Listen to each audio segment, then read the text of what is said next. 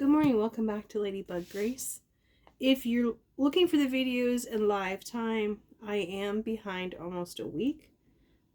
Unfortunately, life is what it is right now. There's some complications that have led to me being behind and doing this. But what I'm going to do is I'm just going to pick up where I should be.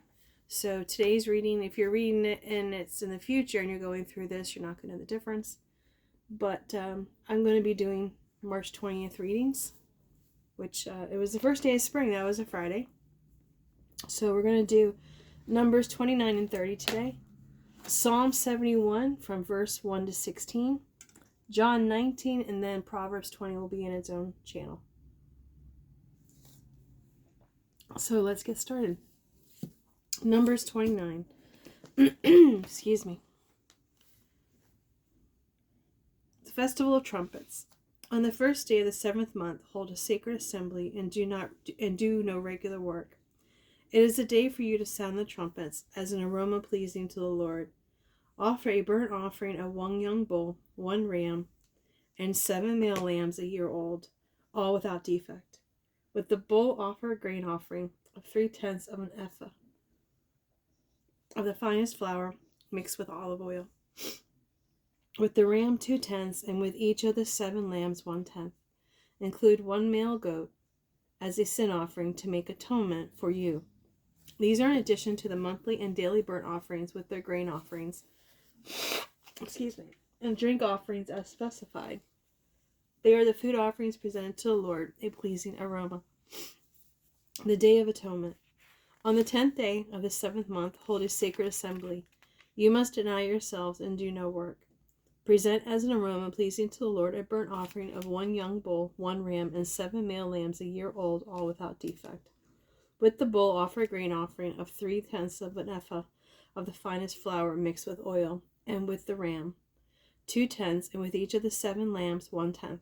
Include 1 male goat as a sin offering, in addition to the sin offering for atonement and the regular burnt offering with its grain offering and their drink offerings. The Festival of Tabernacles. On the 15th day of the 7th month, hold a sacred assembly and do no regular work. Celebrate a festival to the Lord for 7 days. Present as an aroma pleasing to the Lord a food offering consisting of a burnt offering of 13 young bulls, 2 rams, and 14 male lambs a year old, all without defect. With each of the 13 bulls, offer a grain offering of 3/10 of an ephah of the finest flour mixed with olive oil. With each of the 2 rams, 2/10, and with each of the 14 lambs, 1/10. Include 1 male goat as a sin offering, in addition to the regular burnt offering with its grain offering and drink offering. On the 2nd day, offer 12 young bulls, 2 rams, and 14 male lambs a year old, all without defect. With the bulls, rams, and lamb, offer their grain offerings and drink offerings according to the number specified. Include 1 male goat as a sin offering, in addition to the regular burnt offering with its grain offering and their drink offerings. On the 3rd day, offer 11 bulls, 2 rams, and 14 male lambs a year old, all without defect. With the bulls, rams, and lambs, offer their grain offering and drink offering according to the number specified. Include 1 male goat as a sin offering, in addition to the regular burnt offering with its grain offering and drink offering.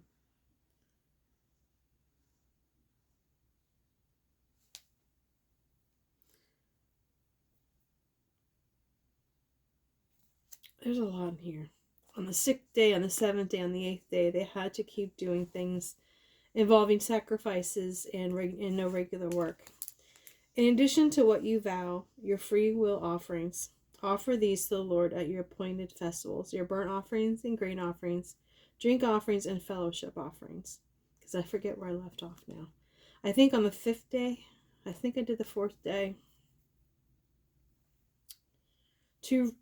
9 bulls, 2 rams, and 14 male lambs a year old, all without defect.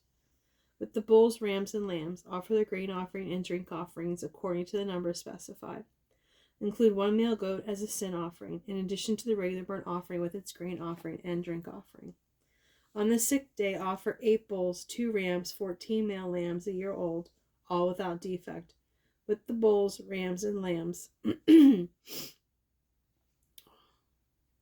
offer their grain offerings and drink offerings according to the number specified. Include 1 male goat as a sin offering, in addition to the regular burnt offering with its grain offering and drink offering.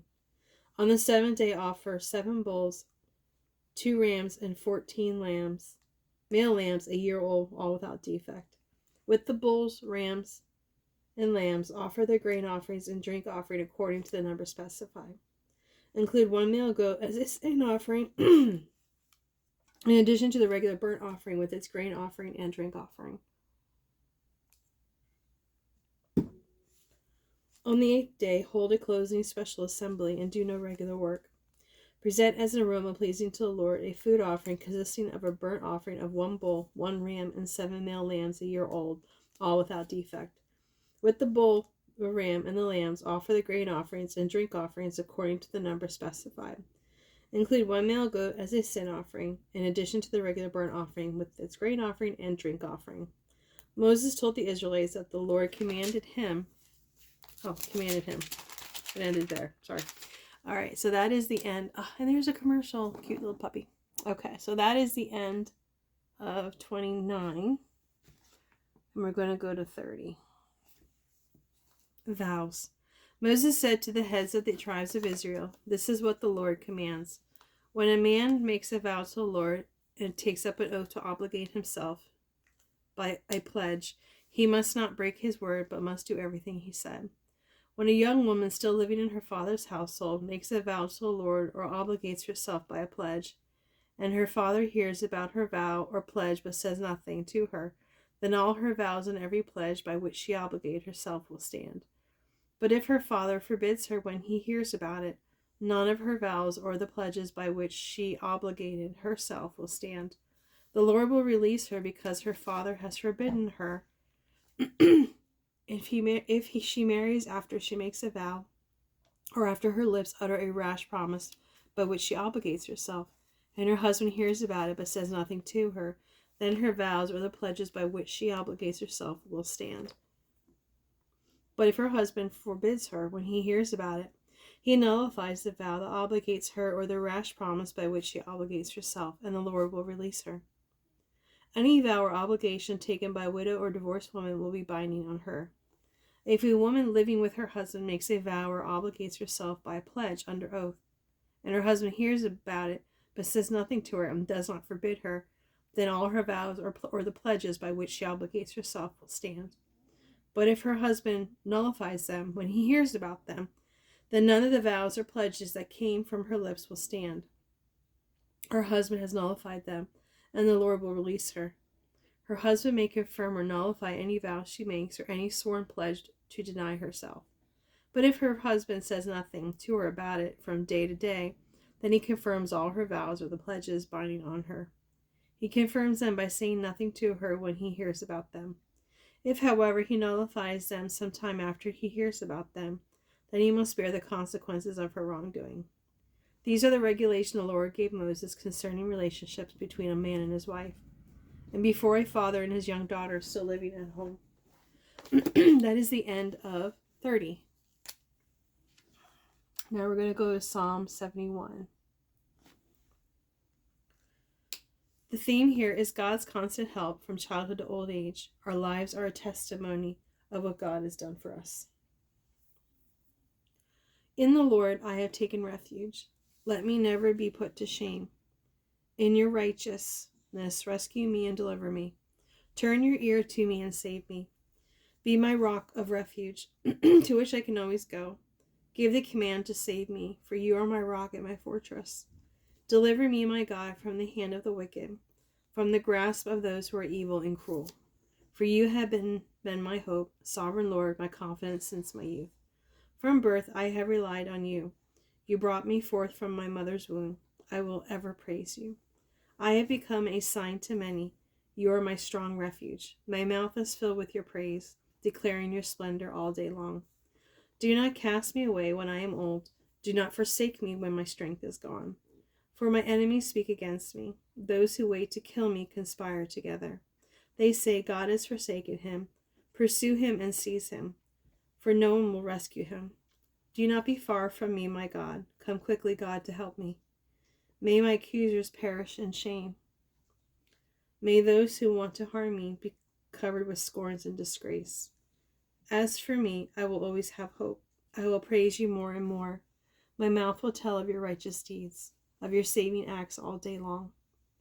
Though I know not how to relate them all, I will come and proclaim your mighty acts, sovereign Lord. I will proclaim your righteous deeds, yours alone. So that is up to verse 16 there. So now we're going to go to John 19.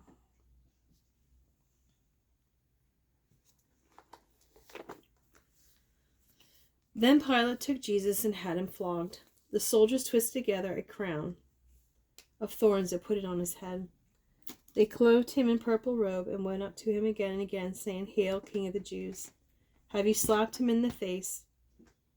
And they slapped him in the face.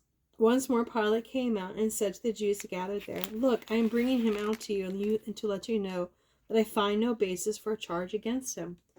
When Jesus came out wearing the crown of thorns and the purple robe, Pilate said to them, Here is the man. As soon as the chief priests and their officials saw him, they shouted, Crucify, crucify. But Pilate answered, You take him and crucify him. As for me, I find no basis for a charge against him. The Jewish leaders insisted, We have a law, and according to the law he must die, because he claimed to be the Son of God.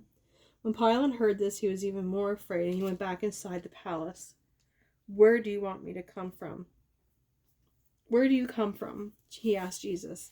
But Jesus gave him no answer. Do you refuse to speak to me? Pilate said. Don't you realize I have power either to free you or to crucify you?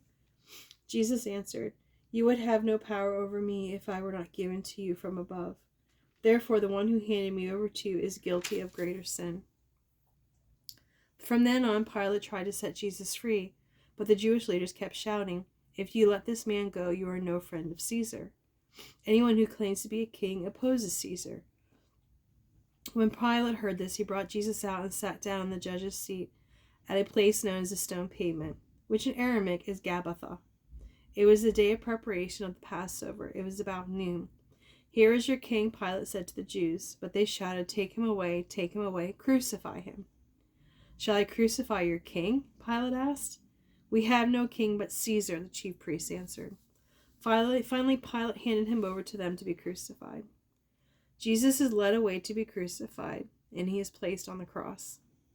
So the soldiers took charge of Jesus. Carrying his own cross, he went to the place of the skull, which in Aramaic is called Golgotha. There they crucified him, and with him 2 others, one on each side and Jesus in the middle. Pilate had a notice prepared and fastened to the cross. It read, Jesus of Nazareth, the King of the Jews. Many of the Jews read this sign, for the place where Jesus was crucified was near the city, and the sign was written in Aramaic, Latin, and Greek. The chief priests of the Jews protested to Pilate, Do not write the King of the Jews, but that this man claimed to be the King of the Jews. Pilate answered, What I have written, I have written. When the soldiers crucified Jesus, they took his clothes, dividing them into 4 shares, one for each of them, and the undergarment remaining. This dark garment was seamless, woven in one piece from top to bottom. Let's not tear it, they said to one another. Let's decide by lot who will get it. This happened that the scripture might be fulfilled that said, They divided my clothes among them and cast lots for my garment. So this is what the soldiers did. Near the cross of Jesus stood his mother's sister, Mary the wife of Clopas, and Mary Magdalene. When Jesus saw his mother there and the disciple to whom he loved standing nearby her, he said to her, Woman, here is your son.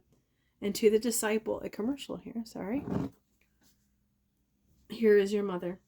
From that time on, the disciple took her into his home. Jesus dies on the cross. Later, knowing that everything had now been finished, and so that the scripture would be fulfilled, Jesus said, I am thirsty. A jar of wine vinegar was there, so they soaked a sponge in it, put the sponge on a stalk of the hyssop plant, and lifted it to Jesus' lips. When he had received the drink, Jesus said, It is finished. With that, he bowed his head and gave up his spirit.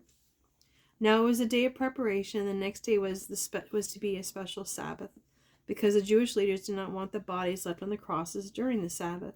They asked Pilate to have legs broken and the bodies taken down. The soldiers therefore came and broke the legs of the first man who had been crucified with Jesus, the nose of the other. But when they came to Jesus and found that he was already dead, they did not break his legs. Instead, one of the soldiers pierced Jesus' side with a spear, bringing a sudden flow of blood and water. The man who saw it has given testimony, and his testimony is true. He knows that he tells the truth, and he testifies so that you may also believe. These things happened so that the scripture would be fulfilled. Not one of his bones will be broken, and as another scripture says, they will look on the one they have pierced. Jesus is laid in the tomb. Later, Joseph of Arimathea asked Pilate for the body of Jesus. Now Joseph was a disciple of Jesus, but secretly, because he feared the Jewish leaders. With Pilate's permission, he came and took the body away. He was accompanied by Nicodemus, a man who earlier had visited Jesus at night. Nicodemus brought a mixture of myrrh and aloes, about 75 pounds.